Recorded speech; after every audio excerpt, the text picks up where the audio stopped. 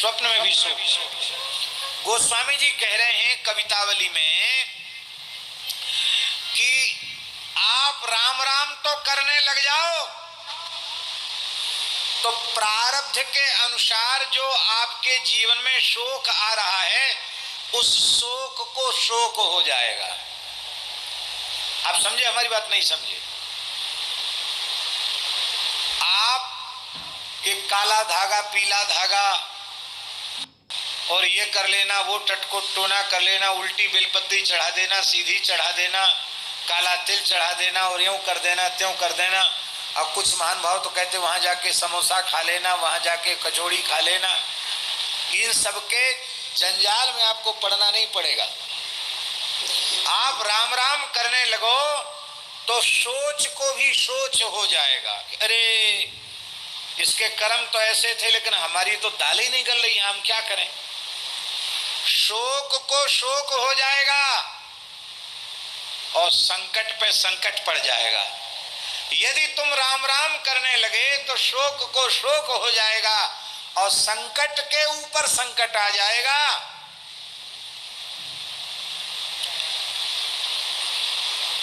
और क्या होगा?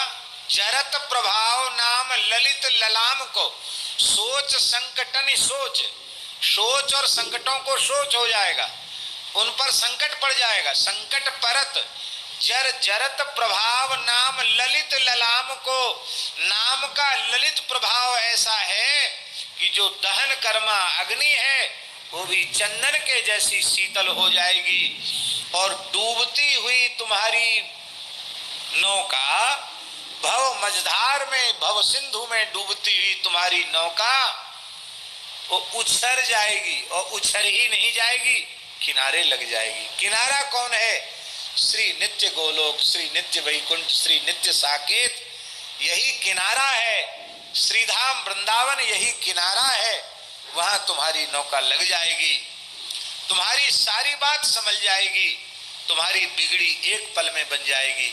बस तुम ईमानदारी से, अनन्य निष्ठा से, समर्पित भाव से केवल और केवल नाम का आश्रय लो। कहते हैं ललित ललाम, ऐसा अत्यंत ललित सुंदर और श्रेष्ठ श्री राम नाम, उसका ऐसा प्रभाव है। और कितनी बात होत विधि दाहिनो स्वभाव विधि बाम को। कहते क्या करें, हमारे लिए तो विधाता ही उल्टे हो गए। कहते ना विधाता हमारे लिए उल्टा हो गया। कहते उल्टा विधाता सूधा हो जाएगा। तुम राम राम तो करो। परम श्रद्धेय पूज्य श्री राधा बाबा की एक वाणी है, नारायण भैया सुनाते थे कि बाबा कहते थे कि जो भगवत शरणागत होकर नाम का आश्रय लेते हैं, पूज्य श्री राधा बाबा के वचन है, भगवत शरणापन्न होकर जो नाम का आश्रय लेते हैं उनके अनुकूल तो अनुकूल प्रारब्ध है ही, अनुकूल प्रारब्ध उनके परम अनुकूल हो जाता, क्योंकि अनुकूलता में उनका भजन बढ़ता है और उनके जीवन में आई हुई प्रारब्ध कर्म के अनुसार जो प्रतिकूलता आई है वो प्रतिकूलता भी प्रतिकूलता नहीं रहती, वो भी अनुकूलता बन जाती है। अनुकूल तो अनुकूल है, ये प्रतिकूल भी अनुकूल हो जाता है। और जो भगवान से विमुख है, नामाश्रयी नहीं है, उसके लिए प्रतिकूल तो प्रतिकूल है ही। उसके जीवन में उसके पूर्वकृत पुण्यों के परिणाम स्वरूप जो अनुकूलता आई है वही अनुकूलता उसके जीवन के विनाश का कारण बन जाती है। वो अनुकूलता भी उसके लिए प्रतिकूलता साबित हो जाती है। जैसे हम उदाहरण दें, खूब रुपया पैसा और घोड़ा गाड़ी मकान दुकान सब खूब हो गया, ओ लाखों करोड़ों का कोई हिसाब किताब नहीं रह गया। ओ जहां जहां दुनिया में तहां व्यापारिक प्रतिष्ठान हो गए, इतनी जगह है कि सेठ जी देख भी नहीं पाते, वहां जीवन में जा भी नहीं पाते, इतना हो गया। पर कथा कीर्तन सत्संग से नहीं जुड़ा, भगवान से नहीं जुड़ा, तो उस संपत्ति को, उस अनुकूलता को प्राप्त करके 9-10 बजे तक सोएगा, जो नहीं करना चाहिए वो सब करेगा, जो नहीं खाना चाहिए वो खाएगा, जो नहीं पीना चाहिएगा वो पिएगा, जो नहीं देखना चाहिए वो देखेगा, जो नहीं बोलना चाहिए वो बोलेगा। तो अब इस सब के करने से क्या होगा, उसकी यह भाग्य की अनुकूलता ही उसको नरकों में ले जाएगी। और भगवान के भक्त के अनुकूल परिस्थिति आ गई तो बोले खूब भंडारा करो, खूब साधु सेवा करो, खूब कथा कीर्तन कराओ, खूब यज्ञ कराओ, खूब गौशाला बनाओ, खूब चारा दो गौशालाओं में। अब ठाकुर जी ने खूब दिया है करने के लिए, तो खूब खुले हाथ करो। तो भजन बढ़ा कि नहीं बढ़ा, पुण्य बढ़ा कि नहीं बढ़ा।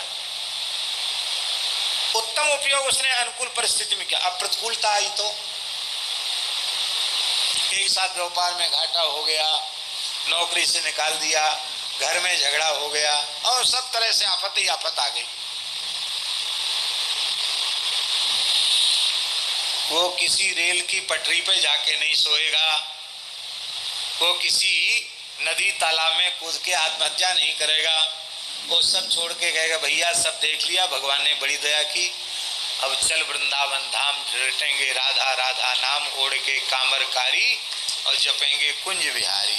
बस बोले चल। अब प्रतिकूलता आई, सब छोड़ के वृंदावन आ गए, यहाँ खूब भजन करने लग गए। तो अब बताओ, अब भजन करने लगे तो वो प्रतिकूलता क्या बुरी हुई, बोलो है? आई तो प्रतिकूलता, सब छूट गया, बिछो हो गया, आके सेवा करने लग गए, कथा कीर्तन में आ गए, धामवास मिल गया। तो हानि हुई कि लाभ, क्या हुआ? लाभ। प्रतिकूलता भी अनुकूलता। यहाँ ज्ञान गुदरी में एक आचार्य जी थे, बहुत अच्छे ज्योतिष के विद्वान थे। पूज्य पंडित जी से भी उनका बहुत प्रेम था, अब पूज्य गुरुदेव भक्तमाली जी से भी उनका बड़ा प्रेम था।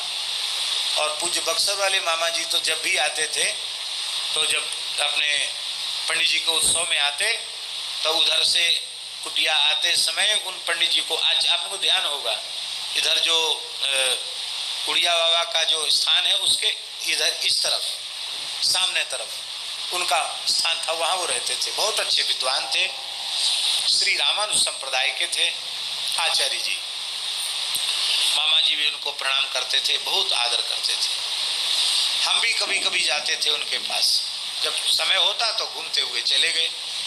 बहुत मधुर संस्कृत बोलते थे वो, माने बहुत सरल और बड़ी मीठी। बस उनको ये पता चल जाए कि ये संस्कृत समझता है तो उसे हिंदी नहीं बोलते, उससे संस्कृत बोलते। वो भले हिंदी में बोले पर वो संस्कृत बोलते, और बाकी तो अपने सामान्य भाषा बोलते थे, बोलचाल की भाषा बोलते थे। तो हम कभी कभी जाते थे। एक बार हमसे बोले कि आप अपना जन्म का समय हमको बताओ। हमने कहा हमें तो पता नहीं है। बोले पता करके बताओ। तो हमने पता करवाया और उनको बताया। तो उन्होंने, ज्योतिष के विद्वान थे वो, और भी कई विषयों के विद्वान थे, उन्होंने देखा, अरे बोले आपको तो ये होने वाला है, जो घटना घटनी थी वो सब पहले ही बता दी उन्होंने, ये होने वाला है। अभी तो आप विद्यार्थी हैं, लेकिन ये समय आते आते, समय भी बताया उन्होंने, ये आते आते आप सन्यासी हो जाएंगे, साधु हो जाएंगे आप। अच्छा और क्या?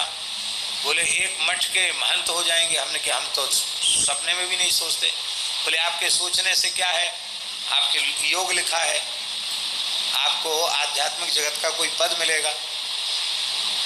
फिर बोले कि फिर ये तो वैसे बहुत दशा पूरी होते होते हो जाए, इसके बाद शनि की दशा शुरू हो। ऐसे ग्रह योग हमने देखे नहीं है, पटक बहुत विलक्षण योग हैं आपके, बहुत अच्छा है, कोई घबराने की बात नहीं। स्थान पर रहेंगे उस पर थोड़ा शनि मंत्र का यदि जप कर लें, वैदिक मंत्र का, तो उसकी संख्या में तो अच्छा रहेगा। तो हमने महाराज जी से पूछा, भक्तमाली जी से, महाराज जी ऐसा ऐसा आचार्य जी कह रहे थे। बोले देखो पंडित जी, ज्योतिषियों की के पत्रा में सब ग्रह नक्षत्र भरे हुए हैं। राहु केतु शुक्र शनि, किसी न किसी की दशा तो होती ही है, चलती ही है। उनसे पूछोगे तो वो कुछ ना कुछ बताएंगे, राहु की दशा खराब है, केतु की दशा खराब है। अच्छा है, हमने कहा हमने पूछा नहीं, उन्होंने अपनी तरफ से ऐसे ऐसे बताया। बहुत अच्छा है। तो उनके महाराज जी आप बताएं क्या आज्ञा है। तो महाराज जी ऐसी सहज भाव से बोले, अरे बोले अब शनि के मंत्र का जप करें, फिर राहु के मंत्र का जप करें, फिर केतु के मंत्र का जप करें, जो अच्छा होगा या बुरा होगा वो जो भगवान चाहेंगे सो हो जाएगा, चाहे बुरा हो भला हो। अब राम राम छोड़ के 10 तरह के मंत्र कौन जपे, ये कहा उन्होंने। ये नहीं कहा कि तुम जपो या मत जपो, ये कहा राम राम छोड़ के 10 तरह के मंत्र कौन जपे, अच्छा होगा सो अच्छा ही होगा, बुरा होगा सो भी अच्छा ही होगा। इसमें काहे किस बात की घबराहट करना, राम राम करना। कितने मंत्रों का जप करोगे? और स्वाभाविक बात थी, हम पढ़ते भी थे और उतना समय नहीं था, कितने मंत्रों का जप करते। हमारा उत्साह ठंडा पड़ गया, हमने नहीं किया। अब उस समय हमने लिख लिया था कि हमको भागना पड़ेगा और बताते ये समय हो सकता है, इस महीने में इन तिथियों में आप भाग सकते हैं। तो हमारे मन में भी जिज्ञासा थी कि देखें पंडित जी का ज्योतिष। ठीक वही समय आया और मेरे मन में ऐसा तीव्र वैराग्य जगा। वैराग्य तो न पहले था ना अब, लेकिन उस समय ऐसा जगा भीतर से, थोड़ी सी अशांति आई। मैंने कहा क्या जंजाल में पड़ गए। अब एक झटके में निश्चय कर लिया कि अब हमको जाना है छोड़ के, और अब ऐसी रहनी से रहना है कि दुनिया हमको पागल समझे। यमुना जी के किनारे किनारे चलेंगे, राम राम भगवान नाम लेंगे और दूसरा कोई शब्द ही नहीं बोलेंगे, किसी के द्वार पर हाथ नहीं पसारेंगे। भगवान की इच्छा से कुछ पेट भरने को मिल गया तो ठीक है, नहीं मिले तो भी ठीक है। यमुना जी तो हैं, यहाँ भी नहीं रहना, वृंदावन में भी नहीं रहना, यहाँ तो प्रपंच रहेगा। आगे चलें जहाँ तक जमुना जी के किनारे। ये मन था कि जमुना जी का किनारा नहीं छोड़ेंगे, जमुना जी किनारे रहेंगे। अब महाराज जी से अनुमति कैसे मिले? पहाड़ी बाबा महाराज से, गुरु जी से। तो मंदिर में पूजा हम ही करते थे, हमको तो पक्का हो गया था निकलना है, हमको महंती वहंती सब छोड़ना है। तो महाराज जी के यहाँ सब काम उनसे पूछ के होता था, अपने मन से आप कुछ नहीं कर सकते, चाहे रोज वही काम करना है। हमने कहा महाराज जी आरती की आज्ञा। क्या आज्ञा है महाराज जी? आरती का समय था तो समझते तो पूजा करता है। अरे बोले बार बार क्या पूछना, जाओ जाओ। हमने कहा अरे 2 बार कह दिया जाओ जाओ, हो गई आज्ञा। अब हम ऐसी एक तौलिया लगाए खड़े थे, गर्मी का समय था, ऊपर भी कोई कपड़ा नहीं था, एक ही कॉपी थी, कुछ नहीं। ना कक्ष में गए, ना कोई माला झोली उठाई, ना पुस्तक उठाई, ना जूता चप्पल पहना, एक कौड़ी फूटी, सीधे तीव्र गति से यमुना जी के किनारे चले गए। लेकिन जा नहीं पाए, पीछे कोई पड़ गया। और फिर अंत में यहाँ से पैदल पैदल भाग रहे थे, जा रहे थे, एक सज्जन मिले, जबरदस्ती उन्होंने गाड़ी में बिठा लिया और बोले आप कहाँ जा रहे हो? तो दिल्ली से आपको कहीं टिकट करा देंगे। हमने सोचा बनारस में यहाँ के लोग कम जाते, बनारस चले जाएं, एक बार तो बनारस चले जाएं। कुछ नहीं, न एक पैसा पास में, न दूसरी लंगोटी नहीं, केवल एक साफी थी, बस वही पहने थे। दिल्ली में जहाँ पहुँचे वहाँ अचला लंगोटी कपड़ा सब नया आ गया और उन्होंने कहा महाराज इतने जल्दी टिकट तो बनेगा नहीं, कुछ दिन आप कुछ कथा सुना दो। हमने की कथा क्या सुना मैं? तो भक्तमाल जी की मूल पोथी उनके घर में थी। बोले करमेती बाई का चरित्र हम सुना देंगे। करमेती बाई का चरित्र सुनाने लगे। टिकट लेके आए तो विश्वनाथ जी का टिकट ना लाके अमरनाथ का टिकट लेके आए। बोले दिल्ली से श्रीनगर की फ्लाइट है, वहाँ से हम लोग अमरनाथ जाएंगे दर्शन करने। और सबका मन हो गया कि महाराज जी के साथ चलेंगे तो बढ़िया हो जाएगा। आपको तो शंकर जी के पास जाना है, चाहे विश्वनाथ जी जाओ चाहे अमरनाथ जी जाओ। चले गए, अमरनाथ जी है आए और जो समय उन्होंने बताया था उस समय गए, लेकिन किसी वस्तु के अभाव की अनुभूति नहीं हुई। भगवान ने दिखा दिया कि एक पैसा नहीं होगा तो भी गाड़ी वाले तैयार खड़े रहेंगे, और एक कपड़ा नहीं होगा तो भी कपड़ा मिलेगा, भोजन भी मिलेगा, और तुम्हारे पास रिक्शा भाड़ा न हो तो भी हवाई जहाज के टिकट की व्यवस्था हो जाएगी। ये भगवान ने दिखा दिया, कोई प्रतिकूलता नहीं हुई। बढ़िया से अमरनाथ जी का दर्शन, वैष्णो देवी का दर्शन सब कर करा के चले आए। और नहीं तो आज तो अब जाना बहुत मुश्किल है, उस समय हुआ है सो हुआ है। आए फिर बाद में पूज्य गुरुदेव शिव खाकचौक वाले महाराज जी के निकट आ गए। महाराज जी तो बड़े दुखी थे ही, प्रसन्न हो गए, हमारे आते ही प्रसन्न हो गए।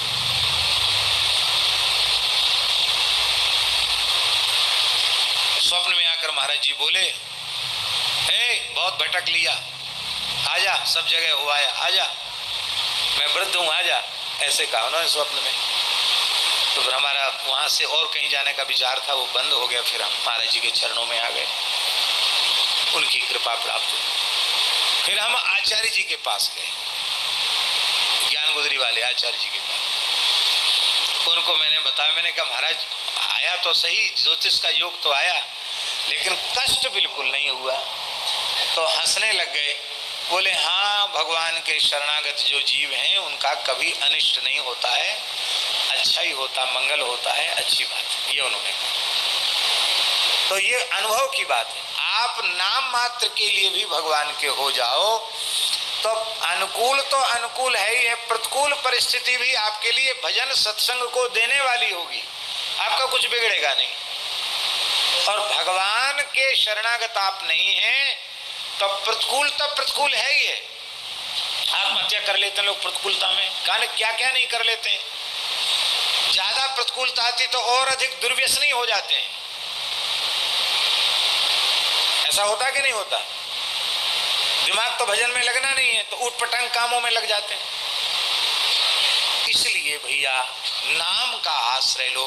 गोस्वामी जी कहते हैं कि जो वाम विधाता है वो भी नाम का आश्रय लेने से दाहिना हो जाएगा, और जो अभाग है, भागत अभाग, तुम्हारा दुर्भाग्य तुम्हें छोड़ के भाग जाएगा। और अनुरागत विराग भाग, जागत आलसी तुलसी हु से निकाम को कहते महाराज अभाग्य भाग जाता है और कैसा हो जाता है, अनुरागत विराग, वैराग्य से प्रेम करने लगता है। और कहते दूसरी जगह खोजने कहाँ जाओगे, तुलसी जैसे निकम्मे आलसी का भाग्य कितना जग गया। हमको देख लो, हमारे जीवन को देख लो, शत्रु सेना भी रक्षक बन जाती है, हितकारी बन जाते हैं। धारी धाई धारी फिरके गुहारी हितकारी होत। जो शत्रु है, जो जानी दुश्मन होते थे, वे तुम्हारे प्राणों की रक्षा करने वाले हो जाएंगे यदि तुमने राम नाम का आश्रय लिया तो। और आई मीच मिटत जपत राम नाम को, राम नाम के जप से आई हुई मृत्यु भी मिट जाएगी, आई हुई मृत्यु चली जाएगी। होशियारपुर पंजाब में है, वहां के एक बहुत बड़े विद्वान महापुरुष थे, पूज्य पंडित श्री अमृतानंद भृगु शास्त्री। भृगु संहिता के बहुत बड़े विद्वान थे। उन्होंने अपने भृगु का विचार किया और अपनी मृत्यु का निश्चय कर दिया कि अमुक समय मेरी मृत्यु हो जाएगी।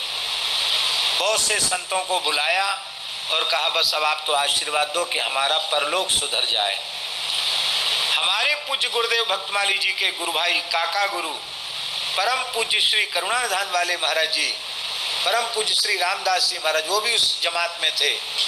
उन्होंने कहा पंडित जी भृगु संहिता की बात तो झूठी नहीं है, पर राम नाम की इतनी महिमा है कि मृत्यु टल जाएगी और आयु बढ़ जाएगी। पंडित जी बोले ये बात बाबा आपकी हमारी समझ में नहीं आई। हमने आज तक जो कहा है सोचा है वो एकदम पत्थर की लकीर है, वज्र की लकीर है। राम राम करके अच्छा ठीक है, तो आप बताओ हमारी कैसे उम्र बढ़ेगी? बोले सब ज्योतिष का काम छोड़ो, आप राम राम करो। उन्होंने समय बता दिया था, इतने समय में हम चले जाएंगे। और संतों की जमात गई थी मानस जी का पाठ करने, वो तो लौट आए। करुणानिधान वाले महाराज जी रुक गए। कक्ष उनको मिल गया, आप आराम से वहां रहते, अपने प्रेम से बनाते पाते भजन करते। पंडित जी ने भी ज्योतिष का काम छोड़ के राम राम करना शुरू कर दिया। सत्य घटना सुना रहे हैं आपको। और जो उन्होंने भृगु संहिता के अनुसार मृत्यु का समय आया था, उसमें वो थोड़े अस्वस्थ हुए और लगा कि बस ये गए, और ऐसा कहो कि वो आई हुई मृत्यु लौट गई और वे फिर ठीक हो गए। महाराज जी वहीं थे, करुणादान वाले महाराज जी वहीं थे। अरे पंडित जी नाटक मत करो मरने का, बैठ जाओ। बैठ गए, उठ के ठीक हो गए। इसके बाद तो वो पूज्य करुणाधान वाले महाराज जी के चरणों में ऐसे समर्पित हुए, बोले अब आपने नया जीवन राम नाम ने दिया।